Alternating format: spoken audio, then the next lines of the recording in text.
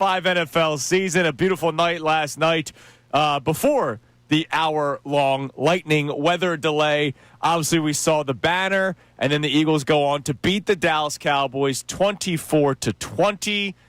There was the Jaylen Carter spitgate with Dak Prescott. There were questions about the defense that led to fears.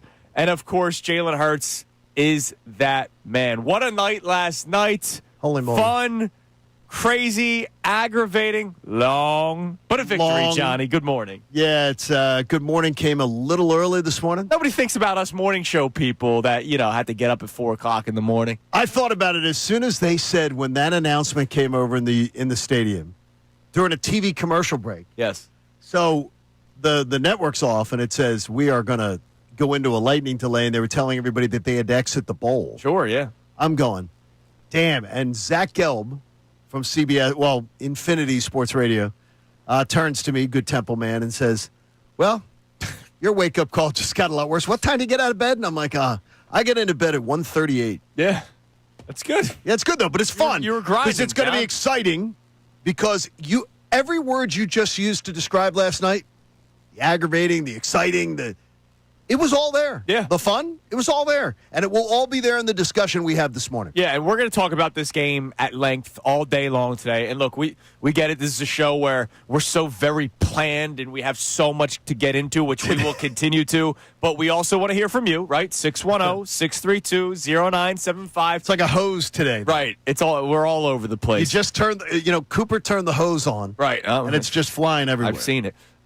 Text messages, calls as well. It's a day after an Eagles victory, so it's a day of celebration, but it's also a day where we point out a lot of issues. And obviously, first and foremost, one of the biggest issues in the game, and it had a negative impact in the game because, as I said numerous times leading up to last night, I had zero fear in the run game of the Dallas Cowboys. A, because I don't really fear who their backs are, like Javonte Williams and our old buddy Miles Sanders, who had such a Miles Sanders game yesterday. Big run and a fumble late. Good tweet on your part, too, because I think you tweeted what everybody was thinking. It was the Miles Sanders experience. But the reason why they were able to run the ball pretty well yesterday was because Jalen Carter did not play a single snap on defense. And we are going to obviously talk about the highs of last night's game and not just focus on the lows or focus on the bad things. But, John, that's something that just can't happen. Knowing what this defense is, or necessarily not knowing what this defense is, but we do know some of the key players. We know that Jalen Carter is a beast. We know how good Quinyon Mitchell can be. We know how consistent a guy like Zach Bond can be following last year. We saw a rise in Jihad Campbell where a lot of people told us we should be excited for him. But when you're missing one of those key guys, the questions that surround the defense, they get highlighted more. So when you're not getting to the quarterback, like the edge rusher depth that I was concerned about, takes a hit when Jalen Carter's not out there, it then gives your quarterback or the opposing quarterback in Dak Prescott more time to make throws. And when your secondary has question marks, like Adoree Jackson, like Sidney Brown, who did not start yesterday, it puts them even more under a spotlight. And when it doesn't go well, you realize how much of an absence Jalen Carter was yesterday. What Jalen Carter did, let's keep it. Let's not do anything that spins it any other way. It's completely inexcusable. It's despicable. It's despicable behavior. Anybody who spins it any other way, I got to tell you, go Birds against the Cowboys. I got to tell you, I have no time for anybody who tries to spin it as I have a gentleman on social media. You spit on me, I spit on you. He didn't get spit on. Yeah. In fact, he didn't get spit within 2 yards of him. When Dak spit, which he did, by the way, he did, and he definitely was trying to bait Jalen Carter. In that direction? By the way, 1-0 Dakota. Right. Because Dakota got exactly what he wanted. Sure. He baited a hothead, and the hothead bit. That spit is 2 yards from Jalen Carter. He didn't spit on Jalen Carter. No. So stop it. Stop spinning it as if, you spit on me, I'm spitting on you. That's a bunch of crap. You don't spit on another human being. There's no excuse for it. No. And no one should make an excuse. And by the way, for our fan base, I'm very proud of our fan base because I think the vast, vast, vast majority, Nobody's making any excuse for Right. Jalen Carter. You had guys like Zach, who I've been talking to for a long time here on the station. Zach on Twitter. I'm not going to lie. I'm not even mad. It was Dak, too. I'm cracking the bleep up. We'll still win, Tuna. So this was in the first quarter. Like, this, his immediate reaction. And I respond with, bro, like, you can't allow that. First of all. I'm not playing laughing about like, it. As a human, that's disgusting. And then the fact that Dak Prescott and the Cowboys were able to immediately go down the field and score. Zach then follows up with, you're right.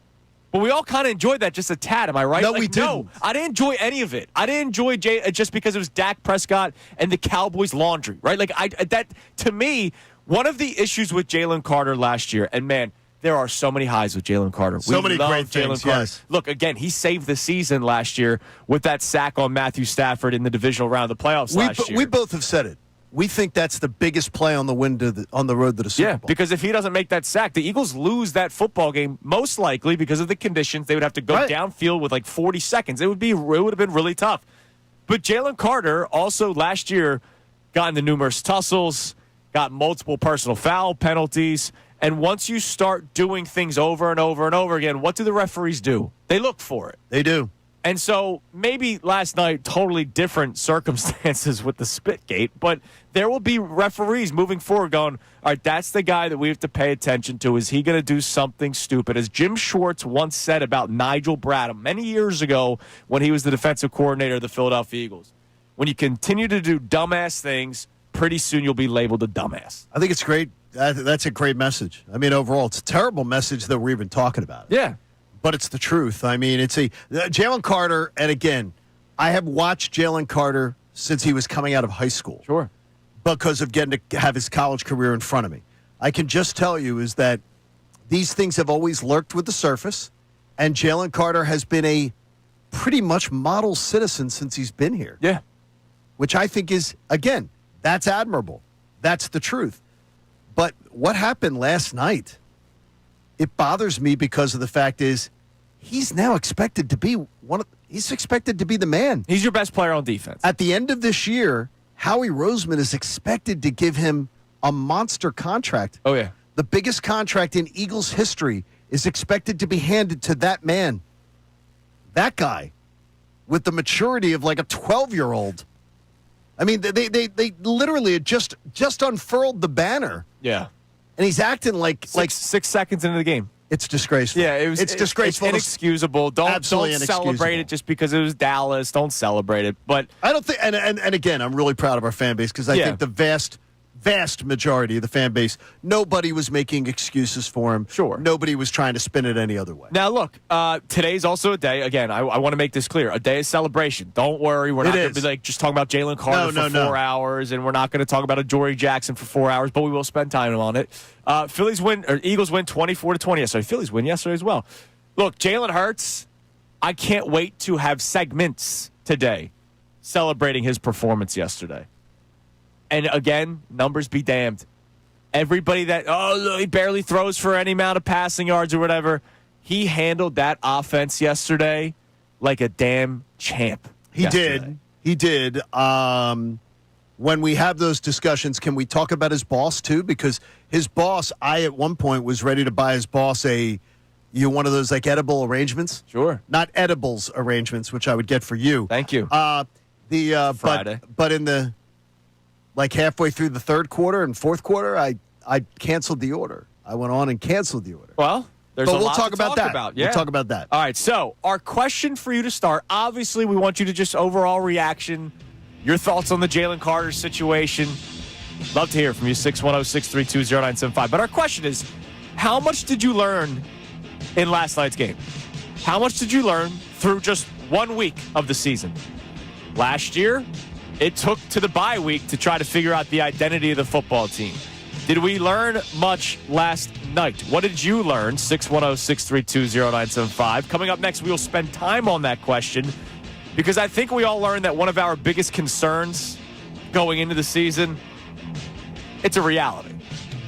It's Kincade and Salciunas on this Championship Friday, Johnny. Love it. 97.5 The Fanatic. Philadelphia. Hey guys, Andrew Salciunas, host of Kincade and Salciunas. Just want to thank you for checking out all of our great videos that we have on our YouTube channel every single day. make sure if you can, please like and subscribe and check out all the videos that we have on our YouTube channel, whether it's for us, Kincade and Salciunas, of course, our midday show, as well as Unfiltered with Bill and Ricky.